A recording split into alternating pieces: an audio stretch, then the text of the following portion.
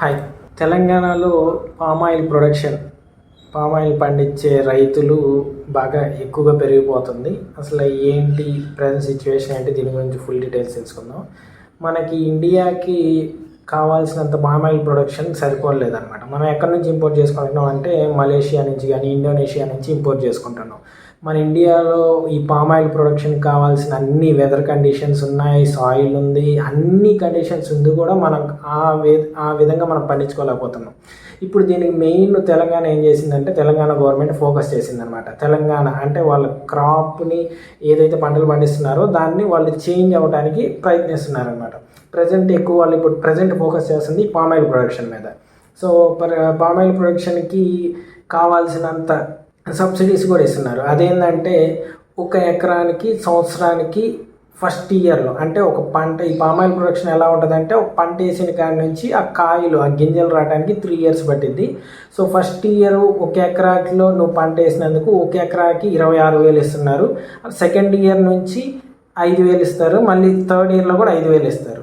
So ఈ విధంగా టోటల్గా ఒక ఎకరాకి పంట చేతికి వచ్చే లోపల గవర్నమెంట్ సబ్సిడీ ఎంత ఇస్తుందంటే దాదాపు 36,000 రూపాయలు ఇస్తుంది. అంతేకాకుండా డ్రిప్ ఇరిగేషన్ కింద కూడా సబ్సిడీ ఇస్తుంది తెలంగాణ గవర్నమెంట్. ఆ సబ్సిడీ ఎంత ఉందంటే ఆల్మోస్ట్ 80% to 100%, అంటే క్యాస్ట్ని దాన్ని బేస్ చేసుకొని ఇది 80% నుంచి 100% వరకు వేరీ అవుతూ ఉంటుంది అనమాట. ఇవే కాకుండా ఎలా పండించాలి ఏంటి ఇవన్నీ కొంచెం గైడెన్స్ ఇవ్వడానికి కూడా వ్యవసాయానికి సంబంధించిన శాస్త్రవేత్తలను కూడా పంపించడం, విలేజ్లకు పంపించడం ఇలా గైడ్ చేస్తుంది అనమాట. అసలు ఏంటి, ఎందుకు తెలంగాణ గవర్నమెంట్ ఇంత ఫోకస్ చేస్తుందంటే, మెయిన్ వాళ్ళు పంటని చేంజ్ చేయాలనుకుంటున్నారు. సపోజ్ మనం ఈ వరి పంట తీసుకుంటే, వరి పంట మీద ఒక ఎకరానికి సంవత్సరానికి మ్యాక్సిమం వాళ్ళు గెయిన్ చేయగలిగింది ఒక 30,000 నుంచి 40,000. అదే ఈ పామాయిల్ పంటను పండించారనుకోండి, ఒక ఎకరానికి మినిమం వాళ్ళు 1,50,000 వరకు సంపాదించగలుగుతారనమాట.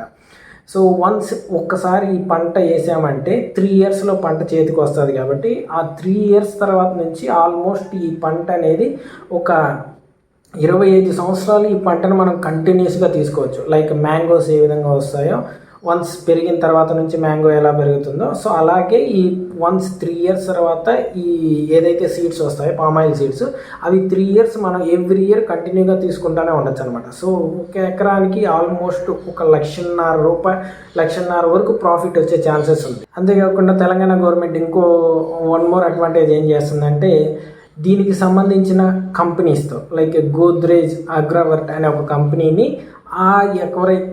ఎక్కడైతే ఫార్మర్స్ ఈ పామాయిల్ పంటని ఎక్కువ పండిస్తున్నారో ఆ ప్లేస్లోని ఈ గోద్రేజ్ కంపెనీని ఎస్టాబ్లిష్ చేసేసి, అంటే వాళ్ళకి ఎప్పుడు డిమాండ్ ఉండే విధంగా, సో ఒక సీజన్ బట్టి సిచ్యువేషన్ బట్టి వాళ్ళకి డిమాండ్ పడిపోకుండా ఆ కంపెనీని అక్కడే పెట్టడం వల్ల వాళ్ళు ఎప్పుడు ఒక స్టాండర్డ్గా పంటను పండించుకోవడం వల్ల వాళ్ళకి ఒక స్టాండర్డ్ ఇన్కమ్ అనేది ఎప్పుడు ఉంటుంది. ఇప్పటికి తెలంగాణలో ఈ రోజుకి స్టాండర్డ్స్ చూస్తే 1.5 lakhs hectares అనేది పామాయిల్ ప్రొడక్షన్ అనేది తెలంగాణలో జరుగుతుంది. దీన్ని వితిన్ ది 3 yearsలో తెలంగాణ 20 lakhs hectares ఇంక్రీజ్ చేయాలనుకుంటుంది బై యూజింగ్ ఈ డిఫరెంట్ సబ్సిడీస్. సో ఇప్పుడు మనకు తెలుసు కాళేశ్వరం ఈ ప్రాజెక్టులు అన్నీ ఉండటం వల్ల వాటర్ అవైలబిలిటీ కూడా ఎక్కువ ఉంది. అండ్ తెలంగాణలో ఈ పామాయిల్ ప్రొడక్షన్కి కావాల్సిన వెదర్ రిపోర్ట్స్, వెదర్ కండిషన్స్ కూడా అన్నీ బాగుంటాయి. బట్టి సో తెలంగాణని దీన్ని ఇమీడియట్గా షిఫ్ట్ చేయాలనుకుంటుంది. సో దీనికి ఉన్న డిసడ్వాంటేజెస్, ఈ పామాయిల్ ప్రొడక్షన్కి ఉన్న డిసడ్వాంటేజెస్ అంటే నష్టాలు ఏంటంటే, పంట ఇమీడియట్గా మనకి చేతికి రాదు. పంట వేసిన కాడి నుంచి ఒక 3 years వరకు ఉండాలి. అంటే ఆ చెట్టు పెద్ద ఆ సీడ్స్ రావడానికి 3 years పట్టింది అనమాట. సో ఇనిషియల్ కాస్ట్ కూడా ఎక్కువ. అండ్ మనం కొంచెం రెగ్యులర్గా వాటర్ సప్లై చేస్తూ ఉండాలి.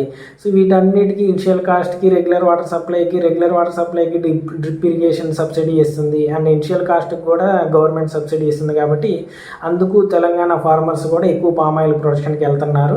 ఒక కాన్స్టెంట్ ఇన్కమ్ అనేది ప్రొవైడ్ చేయొచ్చు అనమాట. సో పామాయిల్ ప్రొడక్షన్లో ఇండియాలోనే ఫస్ట్ ఉండే స్టేట్ ఏదో మీకు ఏమైనా తెలిస్తే కామెంట్ చేయండి. Thank you for watching my video. కొంచెం సపోర్ట్ చేయండి నా వీడియోని, ఛానల్ సబ్స్క్రైబ్ చేసి. Thank you.